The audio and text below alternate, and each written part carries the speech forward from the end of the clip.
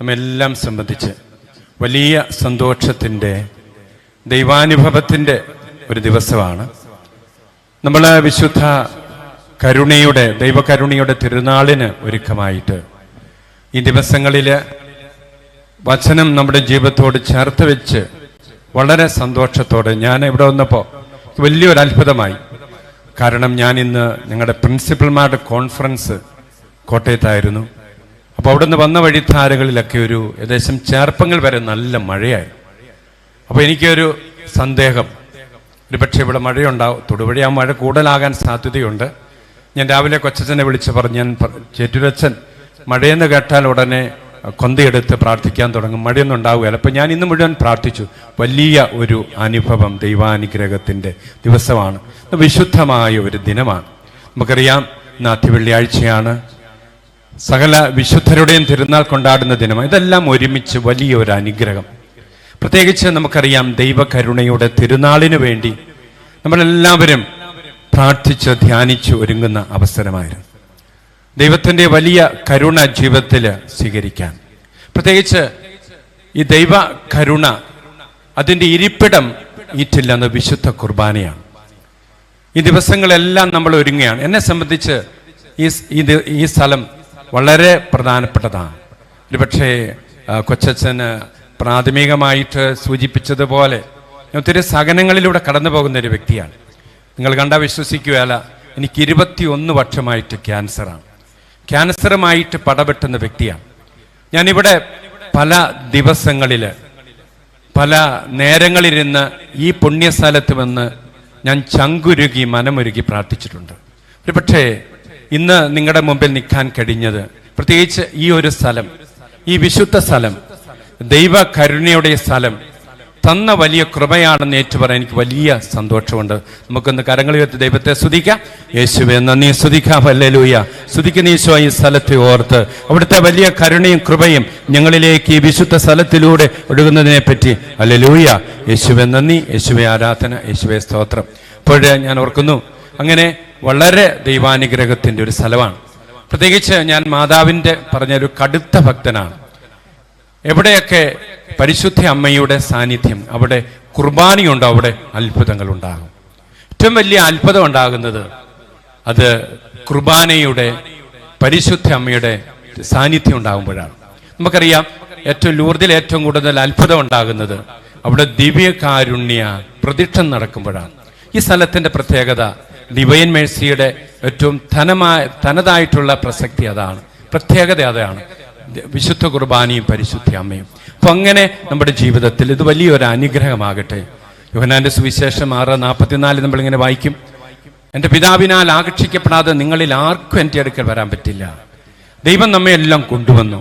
ഈ ഒരു ദിനത്തിൽ ഇവിടെ കേൾക്കുന്ന വചനങ്ങൾ, അത് വഴികരികിൽ വീണ് പക്ഷി തിന്നരുത്, മുള്ളുകൾക്കിടയിൽ വീണ് മുള്ളു ഞെരുക്കരുത്, പാറപ്പുറത്ത് വീണ് പാറ ഉണക്ക്, നല്ല നിലത്ത് വീഴാൻ. ഒരു നിമിഷം നമുക്ക് കണ്ണുകളൊന്ന് അടച്ച് 2 കരങ്ങൾ മാറോട് ചേർത്ത് വെച്ച്, ഈശോയെ ഈ ദിവസങ്ങളിലെല്ലാം ഞങ്ങൾ കേട്ട വചനങ്ങൾ, ഈ 4 ദിവസം അങ്ങ് തന്ന വചനങ്ങൾ, അതെല്ലാം കൃപയുള്ളതായി തീരാൻ, അത് മാംസമാക്കാൻ, അത് ഞങ്ങളുടെ ജീവിതത്തിൽ ദൈവത്തിൻ്റെ വലിയ കരുണയുടെ കുത്തൊഴുക്കായി തീരാൻ സഹായിക്കണേ എന്ന് പ്രാർത്ഥിച്ചുകൊണ്ട്, ദൈവമേ ഇന്നത്തെ ദിവസത്തെ ഈ വചനം ഞങ്ങളുടെ ജീവിതത്തോട് ചേർത്ത് വയ്ക്കാനുള്ള വലിയ ശക്തി തരണേ, മാംസമാക്കണേ. നിന്റെ വലിയ കൃപയും ജീവിതത്തിൽ ഏറ്റുവാങ്ങാൻ സഹായിക്കണേ എന്ന് പ്രാർത്ഥിച്ചുകൊണ്ട് അമ്മയോടൊരു നിമിഷം പ്രാർത്ഥിക്കാം. അമ്മേ മാതാവേ, വചനം മാംസമാക്കി ഞങ്ങൾക്ക് തന്ന പരിശുദ്ധ അമ്മയെ ഞങ്ങൾക്ക് വേണ്ടി മാധ്യസ്ഥം വഹിക്കണമേ. സ്വർഗത്തിലിരുന്ന അമ്മ നമ്മളെ ഓർത്ത് സന്തോഷിക്കുക. കാരണം എവിടെ വചനം മുറിക്കപ്പെടുന്നോ അവിടെ അമ്മയുടെ സാന്നിധ്യമുണ്ട്.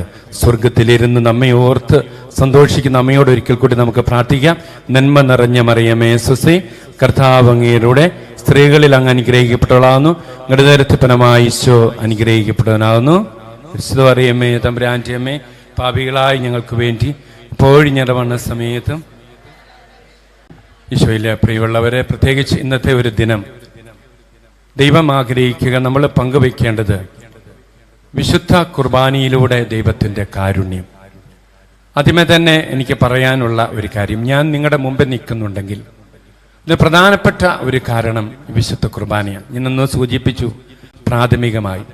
എനിക്ക് 21 വർഷമായിട്ട് ക്യാൻസറായിട്ട്, ഈ ക്യാൻസറുമായിട്ട് ഞാൻ പടപെട്ടുന്ന വ്യക്തിയാണ്. അപ്പോൾ എൻ്റെ ജീവിതത്തിൽ എപ്പോഴും എനിക്കൊരു ശക്തി എന്ന വിശുദ്ധ കുർബാനയാണ്. ഞാൻ അതിനെപ്പറ്റിയൊക്കെ എൻ്റെ ജീവിതാനുഭവങ്ങളോട് ആദ്യമായിട്ട് ഞാൻ ഓർക്കുന്നത്, എനിക്ക് 2016 എനിക്ക് വലിയൊരു ഓപ്പറേഷൻ നടത്തി. ഓപ്പറേഷന് എൻ്റെ തലയ്ക്കകത്ത് 5ഓളം ഞരമ്പുകൾ പൊട്ടി. ഈ ക്യാൻസറുമായി ബന്ധപ്പെട്ട അതിൻ്റെ ഒരു പരിണത ഫലമാണ്. അപ്പോൾ ഞാൻ ചികിത്സിക്കുന്നത് തൃശ്ശൂർ അമല ആശുപത്രിയിലാണ്. ആശുപത്രിയിൽ ചെന്നപ്പോൾ ഡോക്ടർ പറഞ്ഞു തല തുറന്ന് ഓപ്പറേഷൻ ചെയ്യണം. പക്ഷെ ഒരു കാര്യമുണ്ട്, അച്ഛന് ഇനി സംസാരിക്കാൻ പറ്റുമെന്നറിയത്തില്ല. അച്ഛൻ്റെ കണ്ണിൻ്റെ കാഴ്ച പോകാൻ സാധ്യതയുണ്ട്, അച്ഛനൊരു സൈഡ് തളരാൻ സാധ്യതയുണ്ട്. അപ്പോൾ 2016 മെയ് 29 ആയിരുന്നു ഓപ്പറേഷൻ എല്ലാം കഴിഞ്ഞ് ഏകദേശം ഡോക്ടർ പറഞ്ഞതുപോലെ സംഭവിച്ചു. എൻ്റെ ഈ കണ്ണിൻ്റെ കാഴ്ച കംപ്ലീറ്റ് പോയി. ഇപ്പം വലത് കണ്ണിന് കാഴ്ചയില്ല. എൻ്റെ ഒരു സൈഡ് തളർന്നായിരുന്നു. മാത്രമല്ല അന്ന് ഞാൻ പലയിടത്തുള്ള ഒരു പള്ളിയിലാണ്. ഞാൻ ഓപ്പറേഷൻ കഴിഞ്ഞ് ഏകദേശം 20 ദിവസത്തോളം ICUയിൽ കിടന്ന് തിരിച്ച് പള്ളി വന്നപ്പോൾ എനിക്ക് നടക്കണമെങ്കിൽ ഒരു വടിയുടെ സഹായം ആവശ്യമാണ്. എൻ്റെ മുഖം കോടിപ്പോയി. മുഖത്തിന് പണ്ടേ ഷേപ്പില്ലായിരുന്നു, ഉള്ള ഷേപ്പ് കൂടെ പോയി. ഷേപ്പൊക്കെ പോയി. അവസാനം എൻ്റെ വായിൽ നിന്ന് ഇങ്ങനെ സലൈവാക്ക് ഒഴുകി. പള്ളി വന്നു, വിശ്വാസികൾ കണ്ടു. എനിക്ക് അവരോട് ഒരു വാക്ക് പറയാൻ പറ്റുന്നില്ല, എനിക്ക് സംസാരിക്കാൻ പറ്റുന്നില്ല. അപ്പോൾ ഞാൻ വിചാരിച്ചു എന്ത് ചെയ്യും? ഡോക്ടർ പറഞ്ഞത് നീ അച്ഛനെ സംസാരിക്കാൻ പറ്റില്ലെന്നാണ്. അപ്പോൾ ഞാൻ വിചാരിച്ചു, ഞാൻ അന്ന് ഒരു പ്രാർത്ഥിച്ചു. ഞാൻ കോളേജിലെ അൽഫോൺസ കോളേജിലെ 20 വർഷമായിട്ട് പഠിപ്പിക്കുന്നുണ്ട്. ഞാൻ പറഞ്ഞു, ഈശോ എൻ്റെ ജോലി പോയാൽ എനിക്ക് കുഴപ്പമില്ല, അത് സെക്കൻഡറി, രണ്ടാമത്തെ കാര്യമാണ്. എനിക്ക് 2 കാര്യം, എനിക്ക് സംസാര ശക്തി വീണ്ടും തരണം.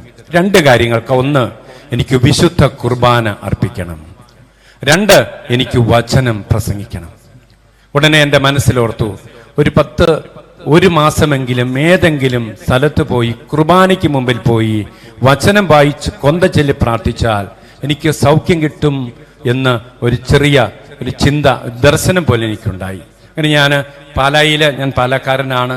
പാലായിലെ മരീന ആശുപത്രിയിലൊക്കെ പോയിട്ടുണ്ട്, എല്ലാവരും അറിയുന്നവരാണ്. എൻ്റെ വികൃതമായ ഷേപ്പ് എല്ലാവരും കാണും. എനിക്ക് അവരോട് സംസാരിക്കാൻ പറ്റില്ല. അങ്ങനെ ഞാൻ ആരും കാണാതെ, ആരും അറിയാതിരിക്കാൻ വേണ്ടിയിട്ട് കിടങ്ങൂർ എന്നൊരു ആശുപത്രിയുണ്ട്, ആശുപത്രിയിൽ പോയി ഞാൻ അവിടെ 1 മാസത്തോളം. അപ്പം ഞാൻ ചെയ്ത കാര്യം ഇതാണ്, എല്ലാ ദിവസവും തലയെല്ലാം മുട്ടയടിച്ച് വടിയൊക്കെ കുത്തിയാണ് ഞാൻ പോവുക. എന്നിട്ട് ഞാൻ രാവിലെ മുതൽ ഞാൻ ദിവ്യകാരുണ്യത്തിന് മുമ്പിൽ പോയി പ്രാർത്ഥിക്കും. അവിടെ ഇരുന്ന് വചനം വായിക്കും, അവിടെ ഇരുന്ന് ജപമാല ചൊല്ലും. അപ്പം ഞാൻ ഓർക്കുന്നു, ഇങ്ങനെ രാവിലെ മുതൽ വൈകുന്നേരം വരെ എനിക്കറിയാമായിരുന്നു എൻ്റെ ദിവ്യകാരുണ്യേശു എന്നെ സൗഖ്യപ്പെടുത്തും, എൻ്റെ അമ്മ എന്നെ സൗഖ്യപ്പെടുത്തുമെന്നുള്ള വലിയ ബോധ്യമുള്ളത് കൊണ്ട് ഞാൻ ഓർക്കാണ്. 21ാമത്തെ ദിവസമാണ്. ഇന്ന് ഞാൻ പള്ളിയിൽ അവിടെ മുഴുവൻ നേരം 24 മണിക്കൂറും വിശുദ്ധ കുർബാന എഴുന്നള്ളിച്ചു വെച്ചിട്ടുണ്ട്. ഞാൻ കുർബാനയ്ക്ക് മുമ്പിൽ ഇങ്ങനെ പ്രാർത്ഥിക്കുന്ന സമയത്ത് ഞാൻ ഓർക്കുന്നു, ആരോ എൻ്റെ തലക്കിട്ട് തട്ടുന്നത് പോലെ എനിക്ക് തോന്നി. അവിടെ ഒരു നേഴ്സുണ്ട്, നേഴ്സിൻ്റെ പേര് ഫിലോ എന്നാണ്. ഫിലോ ഇടയ്ക്കിടയ്ക്ക് എൻ്റെ അടുത്ത് വന്നിട്ട് പറയായിരുന്നു, അച്ഛൻ സൗഖ്യപ്പെടും, അച്ഛൻ സുഖപ്പെടും എന്ന് പറഞ്ഞ് പുള്ളിക്കാരത്തി എൻ്റെ തലയ്ക്കിട്ടൊരു തട്ട്. അപ്പോൾ അങ്ങനെ പുള്ളിയുടെ തട്ടെല്ലാം അവസ്ഥ മേടിച്ചൊരു വ്യക്തിയാണ്. അപ്പം ഞാൻ വിചാരിച്ചു, എൻ്റെ തലയിൽ ആരോ തട്ടുന്നത് പോലെ തോന്നി, പിലോ ചേച്ചി ആയിരിക്കും എന്ന് വിചാരിച്ച് നോക്കി. പിലോ ചേച്ചിയെ കണ്ടില്ല. പെട്ടെന്നാണ് എനിക്ക് പെട്ടെന്ന് ഒരു കിഡിനെസ് പോലെ, ചില മയക്കം പോലെ ഞാൻ പൊടികുത്തി എൻ്റെ മുറിയിൽ ചെന്നു. അവിടെ പോയി ഒരു 10 മിനിറ്റ് കിടന്ന് കുറെ കഴിഞ്ഞപ്പം ആരോ മുട്ടി വാതിലിൽ. മുട്ടിയപ്പോൾ ഞാൻ എണീറ്റ് ഞാൻ മുഖം കഴുകാൻ പോയപ്പോൾ ഞാൻ മുഖം കഴിയുമ്പം കണ്ടു എൻ്റെ മുഖം പഴയതുപോലെ ആയിരിക്കുന്നു. Praise the Lord, hallelujah. അപ്പോൾ എൻ്റെ മുഖം പഴയതുപോലെയായി. ഞാൻ ഓർക്കുന്നു അവിടെ വെച്ച്. അതുകൊണ്ട് ഇന്ന് നിങ്ങളുടെ മുമ്പിൽ ഞാൻ സംസാരിക്കുന്നുണ്ടെങ്കിൽ ഒറ്റ കാരണം, കുർബാനയ്ക്ക് മുമ്പിൽ കുർബാനയുടെ വലിയൊരു ശക്തിയാണ്. ഞാനിവിടെ സൂചിപ്പിച്ചതുപോലെ ഞാൻ ഈ ദിവസങ്ങളിൽ 50 ദിവസം ഞാൻ ധ്യാനിപ്പിച്ചു. കോളേജിലെ പ്രിൻസിപ്പൽ ഉത്തരവാദിത്തം വലുതാണ്. ഞാൻ എൻ്റെ ജീവിതത്തിലെ ഏറ്റവും വലിയൊരു ആഗ്രഹം വചനം പറയണം. അപ്പം ഈ ദിവസങ്ങളിലൊക്കെ ഞാൻ ഓർക്കാറുണ്ട്, സാധാരണ എനിക്കിതിനു മുമ്പ് ഈ സൗഖ്യ അനുഭവം ഉണ്ടാകുന്നതിന് മുമ്പ് പലപ്പോഴും ഒരു 50 ദിവസമൊക്കെ ധ്യാനിപ്പിക്കാൻ പോയെങ്കിൽ ഒരു 10-40 ദിവസമൊക്കെ ആകുമ്പോഴത്തേനും സൗണ്ടിന് പ്രശ്നമുണ്ട്. പക്ഷേ ഞാൻ ഓർക്കാണ്, ഇപ്പോൾ ഈ 50 ദിവസം ഒക്കെ ധ്യാനിപ്പിക്കാൻ പോയിട്ട് എനിക്കൊരു യാതൊരു ബുദ്ധിമുട്ടും ഉണ്ടായില്ലെന്ന് പറയുമ്പോൾ അത് ദൈവത്തിൻ്റെ വലിയ കൃപയാണ്. നമുക്ക് കരങ്ങളടിച്ച് ദൈവത്തിന് നന്ദി പറയാം, ദൈവത്തിൻ്റെ സന്നിധിയിൽ. അതുകൊണ്ട് ഇങ്ങനെ ഒരു അനുഭവത്തിൽ ഞാൻ എന്താണോ അത് വിശുദ്ധ കുർബാനയാണ്. എനിക്ക് നിങ്ങളുടെ മുമ്പിൽ നിൽക്കാൻ കഴിഞ്ഞത് കുർബാനയുടെ വലിയ കാരുണ്യം എനിക്ക് ലഭിച്ചതുകൊണ്ടാണ്. ദൈവത്തിന്റെ വലിയ കാരുണ്യം വിശുദ്ധ കുർബാനയിലൂടെ. അതുകൊണ്ട് നമ്മുടെ നെഞ്ചോട് ചേർത്ത് കുർബാന വെക്കണം, കുർബാനയെ സ്നേഹിക്കണം. സർവകൃപകളും അഭിക്ഷേകങ്ങളെല്ലാം നമുക്ക് ലഭിക്കുക കുർബാനയിലൂടെയാണ്. ഞാൻ പറയും, ദൈവകാരുണ്യത്തിന്റെ ഇരിപ്പിടം വിശുദ്ധ കുർബാനയിലൂടെയാണ്. അപ്പോൾ നമുക്ക് പ്രത്യേകിച്ച് ഈ ദിവസങ്ങളിലൊക്കെ, പ്രത്യേകിച്ച് ദൈവകാരുണ്യ തിരുനാളിൽ നമ്മൾ ഒരുങ്ങുന്ന സമയത്ത് കൂടുതൽ ഈ കുർബാനയോട് ചേർന്നിരിക്കാൻ, കുർബാനയിലൂടെ കൂടുതൽ കൃപകൾ സ്വീകരിക്കാൻ, ഞാനിതിന് ഉപോത്ബലമായിട്ട് സ്വീകരിക്കാനായിട്ട് ആഗ്രഹിക്കുക വിശുദ്ധ ജോൺ പോൾ മാർപ്പാപ്പയുടെ ചിന്തയാണ്. നമുക്കറിയാം, വിശുദ്ധ ജോൺ പോൾ മാർപ്പാപ്പ അറിയപ്പെടുക കുർബാനയുടെ പാപ്പ എന്നാണ്. അദ്ദേഹം ഏകദേശം 27 വർഷം പരിശുദ്ധ പിതാവായി ലോകത്തിന്റെ സ്പന്ദനങ്ങൾ അറിഞ്ഞ വ്യക്തിയാണ്. പരിശുദ്ധ പിതാവ് മരിക്കാൻ നേരത്ത് 3 വാക്കു പറഞ്ഞുവെന്നാണ് ചരിത്രം സാക്ഷിക്കുക. പരിശുദ്ധ പിതാവ് മരിക്കാൻ നേരത്ത് പറഞ്ഞു, ഒന്നാമത്തെ വാക്ക് അത് വിശുദ്ധ കുർബാനയെന്ന്, രണ്ടാമത്തെ വാക്ക് അത് വിശുദ്ധ കുർബാനയെന്ന്, മൂന്നാമത്തെ വാക്കും വിശുദ്ധ കുർബാനയെന്ന്. അപ്പൊ വിശുദ്ധ കുർബാന എന്ന് പറഞ്ഞ് ദൈവത്തിന്റെ തിരുസന്നിധിയിലേക്ക് പോയ പാപ്പയാണ് വിശുദ്ധ ജോൺ പോൾ മാർപ്പാപ്പ. പാപ്പയുടെ അവസാനത്തെ ചാക്രിക ലേഖനം ഒരുപക്ഷെ നിങ്ങൾക്കറിയാം. അദ്ദേഹം ഒരു യാത്രാമൊഴിയായിട്ട് നമ്മളെയൊക്കെ ചേർത്ത് വെച്ച് തന്ന ആ യാത്രാമൊഴി, അത് അവസാനത്തെ ചാക്കിലെ, അതിന്റെ പേര് മാനെ നോബിസ്കും ഡോമിനെ എന്നാണ്. മാനെ നോബിസ്കും ഡോമിനെ എന്ന് വെച്ചാൽ അത് കുർബാനയെ കുറിച്ചാണ്. ഇതിന്റെ അർത്ഥം കർത്താവെ ഞങ്ങളുടെ കൂടെ വസിക്കണം എന്ന് പറഞ്ഞാല് 27 വർഷം ലോകത്തിന്റെ പാപ്പയായിട്ട് ലോകത്തിന്റെ സ്പന്ദനങ്ങൾ ജീവിതത്തിൽ ചേർത്ത് വെച്ച പാപ്പ പറഞ്ഞു, എനിക്ക് ഒറ്റ കാര്യം, നിങ്ങളുടെ ജീവിതത്തിൽ കൃപയുണ്ടാകണമെങ്കിൽ, നിങ്ങളുടെ ജീവിതത്തിൽ അനുഗ്രഹം ഉണ്ടാകണമെങ്കിൽ കുർബാനയുണ്ടാകണം. ഈ ചാക്രിക ലേഖനത്തിൽ പ്രത്യേകിച്ച് നമ്മുടെ ജീവിതവുമായിട്ട് ബന്ധപ്പെട്ട 3 തത്വങ്ങൾ പരിശുദ്ധ പിതാവ് അവതരിപ്പിക്കുന്നുണ്ട്. അത് നമ്മുടെ ജീവിതത്തോടൊന്ന് ചേർത്ത് വെച്ച് പ്രത്യേകിച്ച് കുർബാനയെ കൂടുതൽ ആഴത്തിൽ അറിയാൻ, കുർബാനയുടെ വലിയ അനുഭവം ജീവിതത്തിലേക്ക് ഏറ്റുവാങ്ങാൻ. ഒന്നാമതായിട്ട് ഈ ചാക്രിക ലേഖനത്തിൽ പരിശുദ്ധ പിതാവ് കുർബാനയ്ക്ക് കൊടുക്കുന്ന ഒരു നിർവചനമുണ്ട്. കുർബാന അഗ്നിയാണ്. യൂക്കറിസ്റ്റ് ഈസ് ഫയർ, കുർബാന തീയാണ്. അപ്പൊ നമ്മുടെ ജീവിതത്തെ ചൂട് പിടിപ്പിക്കുന്നതാണ് കുർബാന. ഒരുപക്ഷെ നമ്മൾ തണുത്തുറഞ്ഞ തലങ്ങളിലൂടെ പോകുമ്പോൾ നമുക്ക് വലിയ കൃപ തരുന്നത് വിശുദ്ധ കുർബാനയാണ്. ഞാൻ ഓർക്കാറുണ്ട്, പ്രത്യേകിച്ച് ഞാൻ പാലാരൂപതയിൽപ്പെട്ട ഒരു അച്ഛനാണ്. പാലായില് നിങ്ങൾക്കറിയാം, ചെറ്റൂരച്ഛനൊക്കെ എൻ്റെ ബാച്ചാണ്. ഇവരൊക്കെ എപ്പോഴും ഞങ്ങളെ കളിയാക്കും, പാലായിൽ ഒരു വികാരിയച്ഛനാകണമെങ്കിൽ ഒരു 10-60 വയസ്സെങ്കിലും ആകണം. കാരണം പാലായിൽ ഒത്തിരിയേറെ അച്ഛന്മാരൊക്കെ ഉണ്ട്. ഞാൻ 10ാമത്തെ വർഷമാണ് വികാരിയച്ഛനായത്. പാലാരൂപതയിൽപ്പെട്ട വൈക്കം ഭാഗത്തുള്ള പെരുവായ് അടുത്തുള്ള ശാന്തിപുരം എന്ന പള്ളിയിലാണ് ഞാൻ ആദ്യമായിട്ട് വികാരിയച്ഛനായത്. അപ്പൊ ഞാൻ ഓർക്കുന്നുണ്ട്, ഈ 10 വർഷം കൊച്ചച്ഛനായിരുന്നപ്പോഴും ചെമ്മാച്ചനായിരുന്നപ്പോഴും എനിക്ക് ഇഷ്ടമില്ലാത്തൊരു കാര്യം ഉണ്ടായിരുന്നു. ഈ കാര്യം പ്രത്യേകിച്ച് ക്രിസ്മസിന് ഇവിടെ ചെയ്യുന്നുണ്ടോ എന്ന് എനിക്കറിയാം. ഞങ്ങൾ പാലാരൂപതയിൽ അനുഷ്ഠിക്കുന്ന ഒരു ചടങ്ങുണ്ട്. രാത്രിയിൽ ക്രിസ്മസിന്റെ രാവിലെ ഉണ്ണീശോയെ തീ കായ്ക്കുന്നൊരു ചടങ്ങ്. അതിവിടെ ഉണ്ടോ? ഇവിടെ ഉണ്ടോ? ഉണ്ടെന്ന് തോന്നുന്നു. അപ്പൊ ഞങ്ങളുടെ പാലായിലെ വളരെ പ്രചാരത്തോടെ ഈ തീ കായ്ക്കുന്ന ചടങ്ങുണ്ട്. അപ്പൊ ഞാൻ വിചാരിച്ചു, ആ തീ കായ്ക്കുന്ന ചടങ്ങ് എങ്ങനെയാണ്? വൈകുന്നേരം നമുക്ക് ക്രിസ്മസിന്റെ അന്ന് ഉണ്ണീശോയായിട്ട് വികാരിയച്ഛൻ 3 പ്രാവശ്യം ഈ തീക്ക്, ഈ ആഴിക്ക് ചുറ്റും ഇങ്ങനെ വട്ടം കറങ്ങും. അപ്പൊ ഞാൻ വിചാരിച്ചു, ഇതിന്റെ എല്ലാം ആവശ്യമുണ്ടോ? വട്ടം കറങ്ങിയാലേ ഉണ്ണീശോയ്ക്ക് ചൂട് കിട്ടുള്ളൂ. ഇവിടെ ഒരു കാര്യം നമുക്ക് ചെയ്യാം, നിന്നാലും ഉണ്ണീശോയ്ക്ക് ചൂട് കിട്ടുകയില്ല. അതുകൊണ്ട് ഇങ്ങനെയുള്ള ചില ആചാരങ്ങൾ അവസാനിപ്പിക്കണം. ബാക്കി അച്ഛന്മാർക്കെല്ലാം ഒരു മാതൃകയായിട്ട് നിന്നാലും ഉണ്ണീശോയ്ക്ക് ചൂട് കിട്ടുമെന്ന് പറയാൻ. അതുകൊണ്ട് ഞാൻ തീരുമാനിച്ചു, ഞാൻ ഉണ്ണീശോയെ പിടിച്ച് വട്ടം കറങ്ങില്ല. അപ്പൊ നിൽക്കും, അങ്ങനെ ഉണ്ണീശോയ്ക്ക് തീ കിട്ടിയാൽ മതിയല്ലോ. അപ്പോൾ ഞാൻ കപ്പ്യാരോട് പറഞ്ഞു, ഞങ്ങൾ ആദ്യമായിട്ട് ഞങ്ങൾ വികാരിച്ചന്മാരൊക്കെ ആവുമ്പോൾ കപ്പ്യാരന്മാരും എൻ്റെ ക്ലാസ് പറയും, ഇങ്ങനെ ചെയ്യച്ച, അങ്ങനെ ചെയ്യച്ച, അങ്ങനെയൊക്കെ പറയും. അപ്പോൾ ഞാൻ കപ്പ്യാരച്ചനോട് പറഞ്ഞു, കപ്പ്യാരച്ച, ഞാൻ ഉണ്ണീശോയെ പിടിച്ച് നിൽക്കുള്ളൂ. അപ്പോൾ എൻ്റെ ചെവി വന്ന് കറങ്ങച്ച എന്ന് പറഞ്ഞാൽ ഞാൻ നിൽക്കച്ചനായിട്ട് നിൽക്കുകയുള്ളൂ എന്ന് ഞാൻ പറഞ്ഞു. അപ്പോൾ കപ്പ്യാരോട് നേരത്തെ കാര്യങ്ങളൊക്കെ ഞാൻ പറഞ്ഞിട്ട് അപ്പോൾ നോക്കിയപ്പോൾ നമ്മുടെ കപ്പ്യാരച്ചൻ നോക്കിയപ്പം ഈ കൊല്ലത്തെ വികാരിച്ചൻ മുഴുത്ത ഒരു വികാരിയാണ്. പുള്ളിക്ക് കുറെ തീ വേണ്ടി വരും. അതുകൊണ്ട് ഞാൻ ഓർക്കുന്നു, ഒരിക്കലും കൂട്ടാത്ത ആഴി പോലെ വലിയ ഒരു ആഴി കൂട്ടി. അപ്പോൾ ഭയങ്കര തീയാണ്. ഇപ്പം സാധാരണ അച്ഛന്മാർ ഉണ്ണീശോയെ പിടിച്ച് 3 പ്രാവശ്യം വട്ടം കറങ്ങും. ഈ കനത്ത ഭയങ്കര ചൂട് കാരണം ഞാനൊരു 10 പ്രാവശ്യം ഓടി എന്ന് പറഞ്ഞാൽ മതിയല്ലോ. അങ്ങനെ ഞാൻ നിൽക്കച്ചൻ കറങ്ങച്ചനാകാതെ ഓടച്ചനായി മാറി എന്നുള്ളതാണ്. അപ്പം ഞാർക്കുമാണ് തീയുടെ പ്രത്യേകത നമ്മൾ ചൂടാക്കും.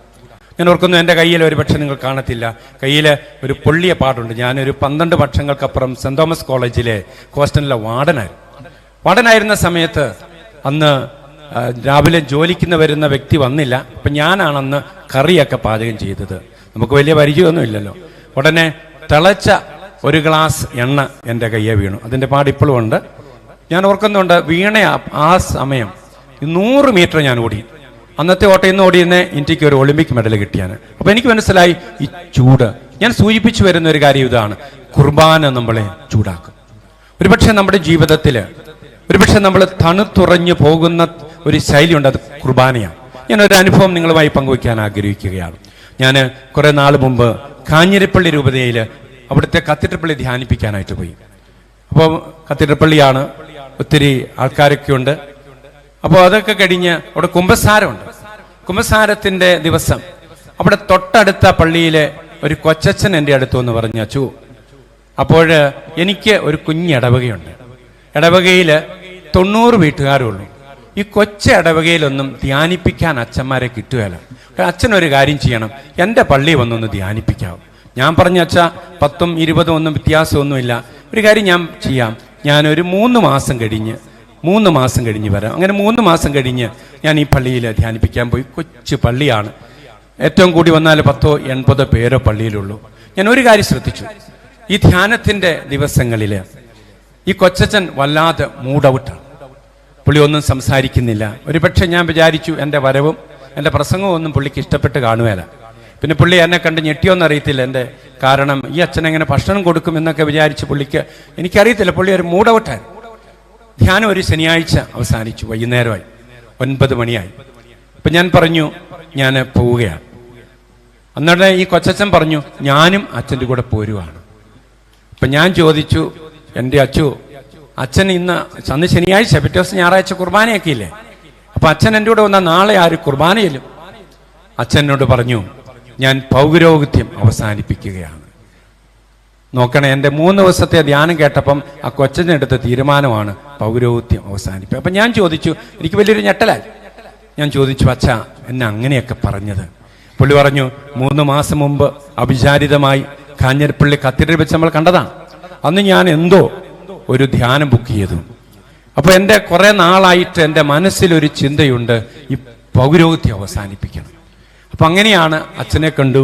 പിന്നെ ഏതായാലും ധ്യാനം കൂടെ കഴിഞ്ഞിട്ട് പൗരോഹിത്യം അവസാനിപ്പിക്കാം. അങ്ങനെയാണ് ഈ ദിവസങ്ങളിൽ. ഞാൻ ചോദിച്ചു, അച്ഛൻ എന്നാ പ്രശ്നം? അച്ഛൻ കുറേ പ്രശ്നങ്ങൾ പറഞ്ഞു. അച്ഛന് ഒരു ആക്സിഡന്റ് ഉണ്ടായി, അച്ഛന് വാഹനം ഉപയോഗിക്കത്തില്ല, മാത്രമല്ല വീട്ടിൽ പ്രശ്നമുണ്ട്, അച്ഛന് വ്യക്തിപരമായ പ്രശ്നമുണ്ട്, അതുപോലെ തന്നെ പിതാവുമായിട്ട് ചില പ്രശ്നങ്ങൾ, മൊത്തം പ്രശ്നമാണ്. പുള്ളി അതിനുള്ള ഒരു പോംവഴി കണ്ടത്, അതുകൊണ്ട് പൗരോഹിത്യം അവസാനിപ്പിച്ചേക്കാം. ഉടനെ പുള്ളി പറഞ്ഞു, ഏതായാലും അച്ഛൻ്റെ ധ്യാനം കൂടി കഴിഞ്ഞിട്ട് അവസാനിപ്പിച്ചേക്കാം. അപ്പം ഞാൻ പറഞ്ഞു, അച്ഛാ നമുക്കൊന്ന് ഇരിക്കാം, സംസാരിക്കാം. പുള്ളി പറഞ്ഞു, കേൾക്കേണ്ട കാര്യമില്ല, 3 ദിവസമായിട്ട് അച്ഛൻ്റെ കേട്ടതാണ്, ഇനി ആവശ്യമില്ല. അപ്പം ഞാൻ പറഞ്ഞു, എൻ്റെ അച്ഛനറിയാവല്ലോ, ഞാൻ കോളേജിൽ നിന്ന് വൈകുന്നേരം ക്ലാസ് എല്ലാം കഴിഞ്ഞിട്ട് വണ്ടി ഓടിച്ചൊക്കെ വരുന്ന, സാധാരണ എനിക്ക് കോളേജ് ജോലിയിലുണ്ട്, ഞാൻ TA ഒന്നും മേടിക്കാറില്ല, കാരണം കോളേജിൽ ആവശ്യത്തിന് ശമ്പളമൊക്കെ കിട്ടുന്നുണ്ട്, അതുകൊണ്ട് ഞാൻ മേടിക്കാറില്ല. ഞാൻ പറഞ്ഞു, അച്ഛോ ഞാൻ ഫ്രീ ആയിട്ട് വന്നാണ് 3 ദിവസം ധ്യാനിപ്പിച്ച് ഇവിടെ ആയതുകൊണ്ട് അച്ഛൻ ഞാൻ പറയുന്ന ഒരു കാര്യം അത് മാത്രം അച്ഛൻ അനുസരിക്കണം. ഇപ്പോൾ രാത്രി ഒരു 9:30 ആയി. അവിടെ അടുത്ത് ഒരു പക്ഷേ നിങ്ങൾക്ക് കാഞ്ഞിരപ്പള്ളിയിൽ ഒരു വിശുദ്ധനായ ഒരു അച്ഛനുണ്ട്, വാഴപ്പനാടി അച്ഛൻ, ഒരു പക്ഷേ നിങ്ങൾ കേട്ടിരിക്കും. അച്ഛൻ അവിടെ ചെങ്ങള എന്ന സ്ഥലത്തുണ്ട്. ഞാൻ പറഞ്ഞു, നമുക്ക് അച്ഛൻ്റെ അടുത്തുനിന്ന് പോകാം, അത് മാത്രം മതി, എന്നെ കേൾക്കേണ്ട കാര്യമില്ല, ഞാൻ പറയുന്നത് കേൾക്കേണ്ട കാര്യമില്ല. ഒറ്റ കാര്യം, ഈ ഒരു കാര്യം, ഞാൻ അച്ഛന് വേണ്ടി 3 ദിവസം ത്യാഗത്തോടെ ഇവിടെ എത്തിയതാണ്, നമുക്ക് അച്ഛൻ്റെ അടുത്ത് പോകാം. ഈ വിശുദ്ധനായി അച്ഛൻ മരിച്ചുപോയി. അച്ഛൻ്റെ അടുത്ത് ഞങ്ങൾ രാത്രി 10 മണിക്ക് എത്തി. ഇത് കഴിഞ്ഞപ്പോൾ അച്ഛൻ കിടന്നിരുന്നു. അച്ഛൻ ആ പള്ളി സഹായിക്കുന്നുണ്ട്. അച്ഛനാണ് രാവിലെ 5:30 കുർബാന. ഞാൻ അച്ഛനെ മുട്ടി വിളിച്ചിട്ട് പറഞ്ഞു, അച്ഛൻ എണീറ്റു. അച്ഛനോട് ഞാൻ പറഞ്ഞു, ഇങ്ങനെ ഒരു പ്രശ്നമുണ്ട്, അച്ഛൻ്റെ രൂപതയിലെ ഒരു കൊച്ചച്ഛന് ഒരു വലിയ ബുദ്ധിമുട്ടുണ്ട്. ഉടൻ തന്നെ അച്ഛൻ പറഞ്ഞു, ഇത് വെരി സിമ്പിൾ, വളരെ ലളിതമായ കാര്യമാണ്, നമുക്കൊരു കാര്യം ചെയ്യാം, നമുക്ക് പള്ളിയിലേക്ക് പോയേക്കാം. അപ്പം ഞാൻ മനസ്സിൽ വിചാരിച്ചു, ഇതുപോലെ ബുദ്ധിമുട്ടി പൗരോഹിത്യം അവസാനിപ്പിക്കാൻ വേണ്ടിയിട്ട് നിൽക്കുന്ന അച്ഛൻ്റെ അടുത്ത് പള്ളി കൊണ്ടുപോകണം, 2 വാക്കൊന്ന് സംസാരിക്കാൻ, ഒരു സ്വാന്തനം, അച്ഛൻ്റെ പ്രശ്നം എന്താണ് എന്ന് വേണമെങ്കിൽ. അച്ഛൻ ഞാൻ കണ്ട് ഈ പ്രായമുള്ള അച്ഛൻ ഉടനെ പള്ളിയുടെ താക്കോലെടുത്ത് പള്ളിയിൽ എത്തിയിട്ട് ഞാൻ കണ്ട കാഴ്ചയാണ്. അച്ഛന് സക്രാരി തുറന്ന് വിശുദ്ധ കുർബാന എഴുന്നള്ളിച്ച് ബേമ്മയിൽ കൊണ്ടുവന്ന് വെച്ചു. എന്നിട്ട് ഞാൻ ഓർത്തു ഇതെന്താണ് അച്ഛൻ ചെയ്യുക. പിന്നെ ഞാൻ കണ്ടത് ഈ കൊച്ചച്ഛനെ ഈ വല്യച്ഛൻ ഈ അച്ഛൻ ഇങ്ങനെ ചേർത്ത് വെച്ചു, അച്ഛൻ്റെ തോളിൽ കൈയിട്ടു. അവരൊന്നും മിണ്ടിയില്ല. ഈ വല്യച്ഛൻ ഈ കൊച്ചച്ഛനോടൊന്നും മിണ്ടിയില്ല. തോളിൽ കൈയിട്ടിട്ട് ഞാനിത് കണ്ട് പുറകെ നിൽക്കുക. പെട്ടെന്ന് ഞാൻ കണ്ടു, കുറെ കഴിഞ്ഞപ്പോൾ ഈ കൊച്ചച്ഛൻ അങ്ങ് കരയാൻ തുടങ്ങി.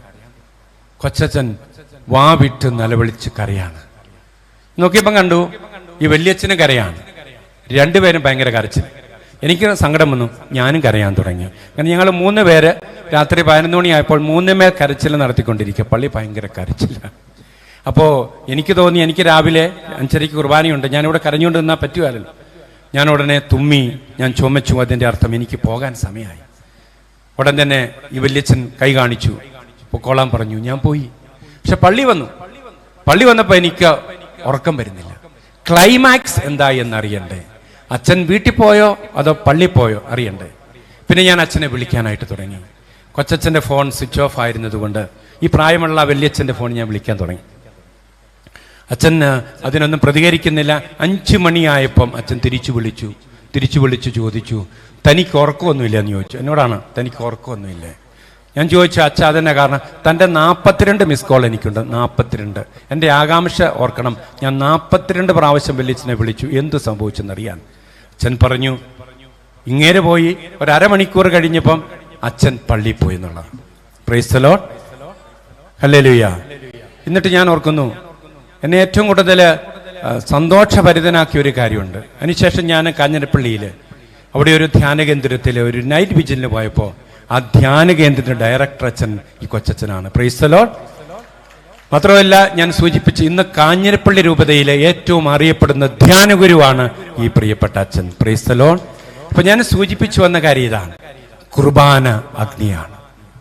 നമ്മുടെ ജീവിതത്തെ ഒരുപക്ഷെ ഒരു അച്ഛനാകട്ടെ, ഒരു സിസ്റ്റർ ആകട്ടെ, അല്ലെങ്കിൽ ഒരു ആത്മായനാകട്ടെ, നമ്മുടെ ജീവിതത്തെ ചൂടുപിടിപ്പിക്കാൻ. ഞാൻ ഓർക്കാണ്, ഇവിടെ സൂചിപ്പിച്ചതുപോലെ ഞാൻ ഇതിനു മുമ്പ് പാലാടുത്ത് ചിറ്റാർ എന്നൊരു പള്ളിയിലാണ്. കോവിഡ് കാലഘട്ടത്തിലാണ്.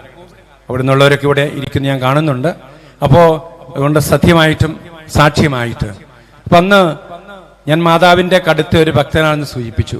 അപ്പം നമുക്കറിയാം, കോവിഡ് കാലഘട്ടത്തിൽ നമുക്ക് റെസ്ട്രിക്ഷൻസ്, നിയന്ത്രണമുണ്ട്. നമുക്ക് 2 അല്ലെങ്കിൽ 3 കുർബാന, ഇത്ര ആൾക്കാർ. അപ്പം ഇടവേൽ 12 വാർഡുകാരുണ്ട്. അവർ പറഞ്ഞു, ഞങ്ങൾക്കെല്ലാം കുർബാന കാണണം. അപ്പം ഞാൻ എൻ്റെ മുറിയിൽ ചിറ്റൂരച്ഛനൊക്കെ വന്നിട്ടുണ്ട്. അവിടെ മാതാവിൻ്റെ ഒരു 6 അടിയുള്ള ഒരു രൂപമുണ്ട്, വിശുദ്ധ രൂപം. ഞാൻ മാതാവിനെ ചോദിച്ചു, മാതാവ് എന്ത് ചെയ്യണം? ഉടനെ മാതാവ് പറഞ്ഞു, മനസ്സിൽ പറഞ്ഞു, 12 കുർബാനയെല്ലാം പറഞ്ഞു. ഞാൻ ഈ കോവിഡ് കാലഘട്ടത്തിൽ എല്ലാ ഞായറാഴ്ചയും 12 കുർബാന ഒറ്റയ്ക്ക് ചെല്ലി എന്നുള്ളതാണ്. അപ്പം നിങ്ങൾ വിചാരിക്കും ഒരു പക്ഷേ നമുക്ക് ഒരു കുർബാന കാണുമ്പോൾ തന്നെ ബുദ്ധിമുട്ടല്ലേ, കുർബാനയ്ക്ക് അല്പം നീട്ടം കൂടിപ്പോയിട്ടുണ്ടെങ്കിൽ ഓർക്കും. അപ്പം നിങ്ങൾ ഒരു പക്ഷേ എന്നോട് പലരും ചോദിച്ച കാര്യമുണ്ട്. അപ്പോൾ ഞാൻ ഓർക്കാറുണ്ട്, ഓരോ ബലി അർപ്പിക്കുമ്പോഴും രാവിലെ 5:30 തുടങ്ങും. ഞായറാഴ്ച ദിവസമാണ്, പ്രസംഗമൊക്കെ ഉണ്ട്. ഒരു കുർബാനയ്ക്ക് ഏറ്റവും കുറഞ്ഞത് 1 മണിക്കൂർ എടുക്കും. അപ്പം 12 മണിക്കൂർ ഞാൻ അൾത്താരെ നിന്നിട്ടുണ്ട്. അപ്പോൾ ഓരോ കുർബാന ചെല്ലും തോറും എനിക്ക് വലിയ ഒരു അഭിഷേകമാണ്. നമ്മൾ കുറച്ചുകൂടെ കുറച്ചുകൂടെ റിഫ്രഷിംഗ് ആയിട്ടുള്ള, നമ്മൾക്ക് കൂടുതൽ ശക്തി കിട്ടുവാണ്. ഞാൻ ഓർക്കാറുണ്ട്, 12ാമത്തെ കുർബാന ചെല്ലുക രാത്രി 7:30. 7:30 12ാമത്തെ കുർബാന ചൊല്ലി കഴിയുമ്പോൾ ആദ്യത്തെ ബലി അർപ്പിക്കുന്ന ഒരു അനുഭൂതിയാണ്, അനുഗ്രഹമാണ്. Praise the Lord. അപ്പൊ ഞാൻ സൂചിപ്പിച്ചത് കുർബാന അഗ്നിയാണ്, നമ്മുടെ ജീവിതത്തെ ചൂടാക്കാൻ. അതുകൊണ്ട് കുർബാനയോട് ചേർന്നിരിക്കുക. നമ്മുടെ ജീവിതത്തിലെ പല പ്രശ്നങ്ങളും പ്രതിസന്ധികളും ഒക്കെ മാറാൻ ഒറ്റ വഴിയുള്ളൂ, കുർബാനയ്ക്ക് മുമ്പിൽ പോയി പ്രാർത്ഥിക്കുക. നിങ്ങളുടെ ജീവിതത്തിലെ ദുഃഖങ്ങളും വേദനകളും ദുരിതങ്ങളും രോഗങ്ങളെല്ലാം അവൻ കുർബാനയാകുന്ന അഗ്നി കത്തിച്ചു ചാമ്പലാക്കും. ഞാനിരുന്നൊരു പള്ളിയിൽ, പലരൂപതയിൽപ്പെട്ട പള്ളിയാണ്. ഞാൻ ഈ കോളേജിൽ പഠിപ്പിക്കുന്നതോടൊപ്പം തന്നെ പള്ളിയിലെ ശുശ്രൂഷം കൂടെ ചെയ്യുന്നുണ്ട്.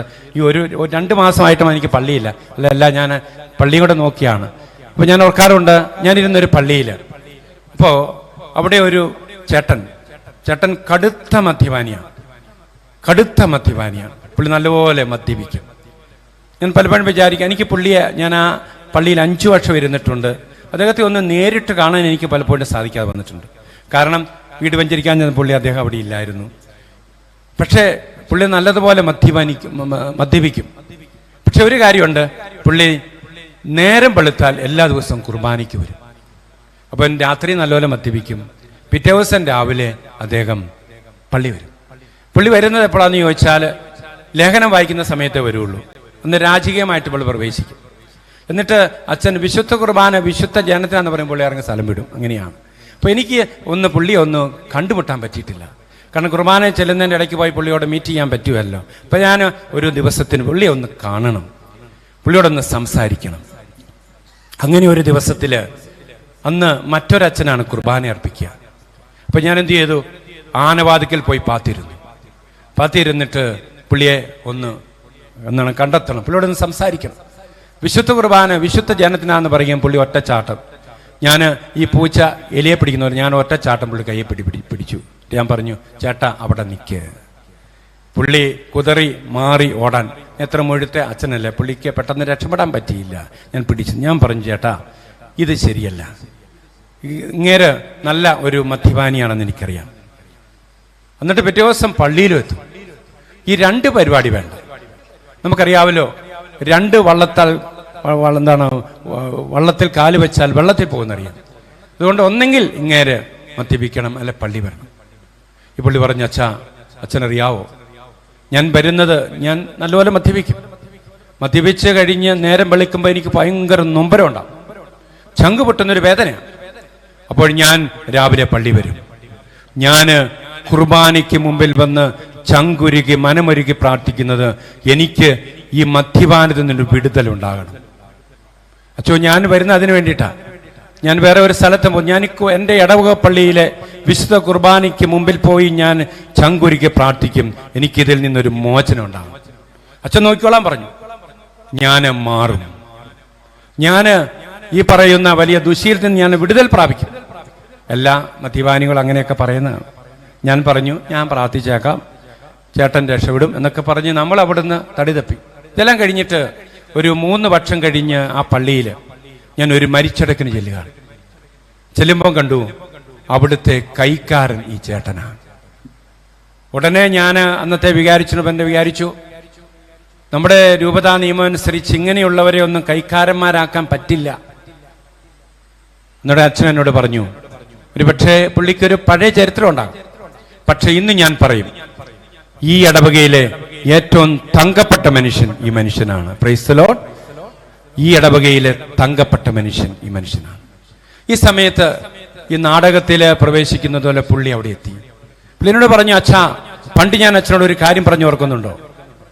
പണ്ട് ഞാൻ പറഞ്ഞ ഒരു കാര്യം ഓർക്കുന്നുണ്ട്, ഞാൻ മാറും. എൻ്റെ അച്ഛോ, ഞാൻ മാറിയത് വിശുദ്ധ കുർബാനയ്ക്ക് മുമ്പിൽ പ്രാർത്ഥിച്ചിട്ടാ. ഞാൻ അതിനുശേഷം അച്ഛനോട് ഞാനൊരു വാഗ്ദാനം നടത്തി. അതിനുശേഷം ഞാൻ ചങ്കുരുക്കി പ്രാർത്ഥിച്ചു. മാത്രമല്ല, ഞാൻ വൈകുന്നേരങ്ങളിൽ ചില ദിവസങ്ങളിൽ പള്ളിയിരുന്ന് പ്രാർത്ഥിച്ചു. കുർബാന എന്നെ മാറ്റി. കുർബാന എനിക്കൊരു മോചനം തന്നു. ഞാൻ സൂചിപ്പിച്ചു വരുന്നത് കുർബാന അഗ്നിയാണ്. അപ്പൊ നമ്മുടെ ജീവിതത്തിലെ നമ്മുടെ ചൂടാക്കുന്നത്, അതുകൊണ്ടാണ് വിശുദ്ധ ജോൺ പോൾ മാർപ്പാപ്പ പറഞ്ഞത് കുർബാന അഗ്നിയാണ്. നമുക്കൊരു നിമിഷം കരങ്ങളൊന്ന് ഉയർത്താം. 2 കരങ്ങൾ സ്വർത്തിലേക്ക് ഉയർത്തി ദൈവത്തെ ഒന്ന് സ്തുതിച്ചുകൊണ്ട് ഈ കുർബാനയുടെ വലിയൊരു അഭിഷേകം ഞങ്ങൾക്ക് തരണേ എന്ന് പ്രാർത്ഥിച്ചുകൊണ്ട് ഈ അഗ്നിയാകുന്ന കുർബാനയുടെ വലിയ സ്വാന്തന സ്പർശനം നമ്മുടെ ജീവിതത്തിലേക്ക് തരണേ എന്ന് പ്രാർത്ഥിച്ചുകൊണ്ട് ഒന്ന് സ്തുതിക്കാം. യേശുവേ നന്ദി, സ്തുതിക്കാം. ഹല്ലേലൂയ. എല്ലാ മക്കളെ തിരുമുമ്പില് കരങ്ങൾ ഉയർത്തി പ്രാർത്ഥിക്കുന്ന എല്ലാവരെയും, പ്രത്യേകിച്ച് ദൈവ കരുണയുടെ തിരുനാളിന് ഒരുങ്ങുന്ന ഈ അവസരത്തിൽ അവിടുത്തെ വലിയ കൃപ, പ്രത്യേകിച്ച് കുർബാനയുടെ വലിയ അഭിഷേകം, തീയാകുന്ന കുർബാനയുടെ വലിയ അഭിഷേകം മക്കളിലേക്ക് ഭക്ഷിക്കണമേ. പ്രാർത്ഥിക്കുന്നു, തൊടണേ. ജീവിതത്തിലെ ദുഃഖങ്ങളെ, ദുശീലങ്ങളെ, തകർച്ചകളെ, ബുദ്ധിമുട്ടുകളെ ഒക്കെ മാറ്റുവാൻ ദൈവത്തിന്റെ കൃപയുടെ അഗ്നിയുടെ അഭിഷേകം മക്കളിലേക്ക് നൽകണമേ. യേശുവേ നന്ദി, യേശുവേ ആരാധന, യേശുവേ സ്തോത്രം. അപ്പൊ ഞാൻ സൂചിപ്പിച്ചു വന്നത് ഇതാണ്, കുർബാനയുടെ പരിശുദ്ധ പിതാവ് പറയുന്ന കാര്യം ഇതാണ്, കുർബാന അഗ്നിയാണ്, നമ്മളെ ചൂട് പിടിപ്പിക്കുന്നതാണ്. രണ്ടാമതായിട്ട് ഈ ചാക്രി ലേഖനത്തില് പരിശുദ്ധ പിതാവ് കുർബാനയ്ക്ക് കൊടുക്കുന്ന ഒരു നിർവചനമുണ്ട്. രണ്ടാമത്തെ നിർവചനം ഇതാണ്: കുർബാന ഈശോ വരച്ച സ്നേഹത്തിന്റെ വട്ടമാണ്. ഒരുപക്ഷെ നമ്മളൊന്ന് ചിന്തിച്ചാൽ, എന്തുകൊണ്ടാണ് വിശുദ്ധ കുർബാനയ്ക്ക് ഒരു വൃത്താകൃതി? കുർബാനയ്ക്ക് മറ്റൊരു രൂപം സ്വീകരിക്കാൻ പറ്റാതെ പരിശുദ്ധ പിതാവ് പറയുന്നുണ്ട്, കുർബാന ഈശോ വരച്ച സ്നേഹത്തിന്റെ വട്ടമാണ് എന്ന് പറഞ്ഞാൽ ഈശോ ചുരുങ്ങിയതിന്റെ ഓർമ്മയാണ് വിശുദ്ധ കുർബാന. ഇപ്പൊ നമ്മുടെ ജീവിതത്തിലെ പ്രത്യേകിച്ച് ഇതുപോലെ തോൽക്കുവാനും മറ്റുള്ളവരുടെ മുമ്പിൽ എളിമപ്പെടാനുമുള്ള വലിയ ശക്തി തരുന്നത് വിശുദ്ധ കുർബാന. ഞാൻ ഓർക്കാറുണ്ട്, ഞാൻ ചെറ്റൂരച്ഛനൊക്കെ സെമിനാരിയിൽ ഒരുമിച്ച് പഠിച്ചതാണ്. ഞങ്ങൾ ഫിലോസഫി ചെയ്യുന്ന ഒരു കാലഘട്ടത്തിൽ അന്ന് ഞാൻ സെമിനാരിയിൽ നിന്ന് ഒന്ന് ചാടണമെന്ന് വിചാരിച്ച്, ചെറ്റൂരച്ഛനൊന്നും അറിഞ്ഞിട്ട് കാണുകയല്ല, ഞാൻ സെമിനാരിയിൽ നിന്ന് പോകണമെന്ന് വിചാരിച്ചിരുന്ന. അപ്പോൾ ഞങ്ങൾ സെമിനാരിയിലായിരിക്കുന്ന സമയത്ത് നമുക്കെല്ലാവർക്കും ഓരോ ജോലി കിട്ടും. എനിക്ക് കിട്ടിയ ജോലി കപ്പ്യാർ പണിയാണ്. ഇപ്പൊ സെമിനാരിയിലെ കപ്പ്യാരായിരുന്നു ഞാൻ. സെമിനാരിയിൽ വളരെ കർക്കശമായ നിയമമൊക്കെയാണ്. അപ്പോൾ കപ്പ്യാരാകുമ്പം ഇതോടനുബന്ധ അൾത്താരയോട് സങ്കീർത്തിയോടനുബന്ധമായിട്ടുള്ള ശുശ്രൂഷകളൊക്കെയാണ് ചെയ്യുക. അപ്പോൾ സെമിനാരി നിയമം അനുസരിച്ച് അന്ന് വളരെ കർക്കശമാണ്. നമ്മുടെ ഈ വീഞ്ഞുണ്ട്, വീഞ്ഞിൻ്റെ മട്ട ഒന്നും കുടിക്കാൻ അനുവാദമില്ല. അതൊക്കെ ഒഴിച്ചു കളഞ്ഞോണമെന്നുള്ളതാണ് നിയമം.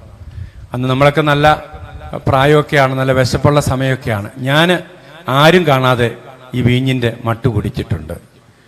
പിന്നെ ഞാൻ ഓർക്കാറുണ്ട്, അവിടെ ഓസ്തി, വലിയ ഓസ്തി, അത് വെട്ടിയെടുക്കാം. അപ്പോൾ അത് വെട്ടി വരുമ്പം മിച്ചം വരും. അത് നമുക്ക് കഴിക്കാനുള്ള അനുവാദമൊന്നുമില്ല. ഇച്ചിരിയൊക്കെ അതും കഴിച്ചിട്ടുണ്ട് ഞാൻ, വിശപ്പ് കാരണമാണ് അതൊക്കെ കഴിച്ചിട്ടുണ്ട്. അപ്പം അങ്ങനെ പോയി. അപ്പോൾ എനിക്കൊരു സംശയം, കുറെ കഴിഞ്ഞപ്പോൾ എൻ്റെ ഉള്ളിലുണ്ടായൊരു സംശയം, കുർബാനയിൽ ഈശോ ഉണ്ടോന്നൊരു സംശയം തോന്നി.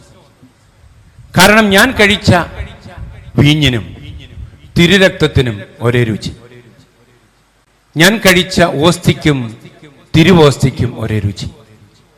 അപ്പൊ എനിക്ക് സംശയമായി. ഞാൻ പിന്നെ കുർബാന സ്വീകരിക്കുന്ന സമയത്ത് കൂടുതൽ തീവ്രതയോടെ രുചി നോക്കി. ഈശോ വരുമ്പോ എന്തെങ്കിലും ഒരു മാറ്റം ഉണ്ടാകണ്ടല്ലേ, പക്ഷെ ഒരു രുചി വ്യത്യാസമില്ല. എനിക്ക് മനസ്സിലായി, കുർബാനയിൽ ഈശോ ഇല്ല. അപ്പൊ ഞാൻ തീരുമാനിച്ചു, കുർബാനയിൽ വിശ്വാസമില്ലാത്ത ഒരാൾ അച്ഛനായാൽ അത് ഭയങ്കര ഒരു ബുദ്ധിമുട്ടാകും. അതുകൊണ്ട് ഞാൻ തീരുമാനിച്ചു, സെമിനാരിയിൽ നിന്ന് പോയേക്കാം. അപ്പൊ ഞാനിങ്ങനെ സെമിനാരിയിൽ നിന്ന് പോകാൻ വേണ്ടി, ഞാൻ അന്ന് ഫിലോസഫി ഞങ്ങൾ പഠിക്കുന്ന സമയമാണ്, എല്ലാം ബുദ്ധിയുടെ മട്ടക്കൊണ്ടുകൊണ്ട് അളക്കുന്ന സമയമാണ്. അപ്പൊ എനിക്ക് മനസ്സിലായി, കുർബാനയിൽ ഒരു ഈശ്വര സാന്നിധ്യം, കുർബാനയിൽ ഈശോ വരുമ്പോ ഈ തിരുവോസ്തിക്ക് ഒരു രുചി വ്യത്യാസം ഉണ്ടാകണ്ടല്ലേ. അങ്ങനെ എനിക്കിപ്പോൾ ഞാൻ പോകാനായിട്ട് തീരുമാനിച്ചു. അന്നറിയാം, സെമിനാരിയിൽ മിഷനിലേക്ക് സ്ഥാപിച്ച ജോസഫ് മാലിപ്പറമ്പെന്നൊരു അച്ഛനുണ്ട്. അച്ഛനോട് ഞാൻ പറഞ്ഞു, അച്ഛൻ ഞാൻ പോവാണ്. അച്ഛൻ പറഞ്ഞു, വെരി ഗുഡ്. അച്ഛൻ പറഞ്ഞതാണ് നല്ല കാര്യം. അപ്പോൾ എനിക്കൊരു ടെൻഷൻ തോന്നി, ഇങ്ങനെ ബുദ്ധിമുട്ടി അച്ഛൻ്റെ അടുത്ത് പോയി പറയുമ്പോൾ അച്ഛൻ നല്ല കാര്യമെന്നാണോ പറയേണ്ടത്? ഞാൻ വീണ്ടും അച്ഛൻ്റെ മുഖത്ത് നോക്കി. എന്നോട് അച്ഛൻ പറഞ്ഞു, നല്ല കാര്യമാണ്. ചെമ്മാച്ചനെ കുർബാനയുടെ വലിയ അനുഭവത്തിലൂടെ ഈശോ കൈപിടിച്ച് നടത്താൻ പോകും, അതിൻ്റെ ആരംഭമാണ്. ചെമ്മാച്ചനൊരു കാര്യം ചെയ്യണം. ചെമ്മാച്ചന് അന്ന് ഞാൻ ബാസ്കറ്റ് ബോളൊക്കെ കളിക്കും, കളിയെല്ലാം കഴിഞ്ഞിട്ട് ഒരു അരമണിക്കൂർ നമ്മുടെ പള്ളിയിലെ ചാപ്പലിൽ പോയി, കുർബാനയ്ക്ക് മുമ്പ് പോയി അവിടെ പോയി വെല്ലുവിളിക്കണം, ഈശോയെ വെല്ലുവിളിക്കണം. കുർബാനയിൽ ഈശോ ഉണ്ടോ? വെല്ലുവിളിക്കാൻ പറയും. ഞാൻ തീരുമാനിച്ചു. പെട്ടെന്ന് ചെന്ന വീട്ടുകാർ നമ്മളെ ഓടിക്കും. അമ്മയാണ് നേർച്ച നിറന്നതാണ്. ഞങ്ങൾ 5 ആണുങ്ങളാണ്, ഒരാളെങ്കിലും അച്ഛനാകണം. മൂത്ത 2 പേര് സെമിനാരിൽ പോയി, അവർ തിരിച്ചു പോയി. ഇപ്പം ഞാൻ മാത്രമേ ഉള്ളൂ, 3ാമത്തെ ആളാണ്. അമ്മയുടെ വലിയൊരു ആഗ്രഹമാണ്. അപ്പം പെട്ടെന്ന് പോയ പ്രശ്നമാണ്. ഇപ്പം ഞാൻ ഓർക്കുന്ന ഒരു 5 ദിവസം ഞാൻ കുർബാനയ്ക്ക് മുമ്പിൽ പോയി വെല്ലുവിളിച്ചു, കുർബാനയിൽ ഈശോ ഉണ്ടോ? ഞാൻ ഓർക്കാണ്, 5ാമത്തെ ദിവസം ഞാനിങ്ങനെ പള്ളിയിൽ നിന്ന് പ്രാർത്ഥിക്കുന്ന സമയത്ത് എനിക്ക് വലിയ ഒരു അനുഭൂതി. എൻ്റെ ശരീരം മുഴുവൻ അങ്ങ് എന്താണ് കുളിര് കോരിയിടുന്നൊരു അനുഭവമാണ്. ശരീരം മുഴുവൻ അങ്ങ് ഉയർത്തു. പിന്നീട് ഒരു വലിയൊരു അനുഭവമായിരുന്നു. അന്ന് എൻ്റെ സംശയം അവിടെ ഉരുകി തീർന്നു. ഞാൻ സൂചിപ്പിച്ചു വരുന്നത്, അന്നാണ് എനിക്ക് മനസ്സിലായത്, ഈശോ ഒരുപക്ഷെ, ഈശോ നമ്മളൊരു പക്ഷേ ഇങ്ങനെ പാടാറുണ്ട്, ഇത്ര ചെറുതാൻ എത്ര വലുതാകണം. ഈശോ എൻ്റെ ജീവിതത്തെ ഏറ്റവും ഈ പ്രപഞ്ചം മുഴുവൻ സൃഷ്ടിച്ചവൻ, ഈ അഖിലാണ്ടങ്ങൾക്ക് രൂപവും ഭാവവും നൽകിയവൻ ഒരപ്പമായി. അപ്പോൾ ഈശോ ചെറുതായതിൻ്റെ ഓർമ്മയാണ് വിശുദ്ധ കുർബാന. നമ്മെ സംബന്ധിച്ച് നമുക്കറിയാം, നമ്മുടെ ജീവിതങ്ങളിൽ അല്ലെങ്കിൽ നമ്മുടെയൊക്കെ പലതരത്തിലുള്ള നമ്മുടെ വൈദിക സന്യാസ ജീവിതങ്ങളൊക്കെ ചെറുതാകാനുള്ള വലിയ ശക്തി തരുന്നത് വിശുദ്ധ കുർബാനയാണ്. ഞാൻ പലപ്പോഴും ഓർക്കാറുണ്ട്, പലപ്പോഴും ചിന്തിക്കാറുണ്ട്. നമ്മളെ ഒരുപക്ഷെ നമ്മുടെ ജീവിതത്തിലേക്ക് കടന്നു വരുമ്പോൾ നമ്മുടെ ശരീരത്തിൽ ഏറ്റവും കൂടുതലുള്ളത് എന്താണ്? വിശുദ്ധ കുർബാനയാണ്. നമ്മുടെ ശരീരം മുഴുവൻ ഒരു വാക്കിൽ പറഞ്ഞ കുർബാനയാണ്. നമ്മുടെ സിരകളിൽ ഒഴുകുന്നത് യേശുവിൻ്റെ രക്തമാണ്. നമ്മുടെ ശരീരം മുഴുവൻ യേശുവിൻ്റെ ശരീരമായിട്ട്, അല്ലെങ്കിൽ നമ്മുടെ സിരകളിൽ യേശുവിൻ്റെ രക്തമായിട്ട്, ഇത് നമ്മൾ ഇത്ര ക്രിസ്തുവായിട്ട് മാറിയിട്ട്, ക്രിസ്തു നമ്മളിൽ വന്ന് ഭവിച്ചിട്ട് എത്രമാത്രം ചെറുതാകാൻ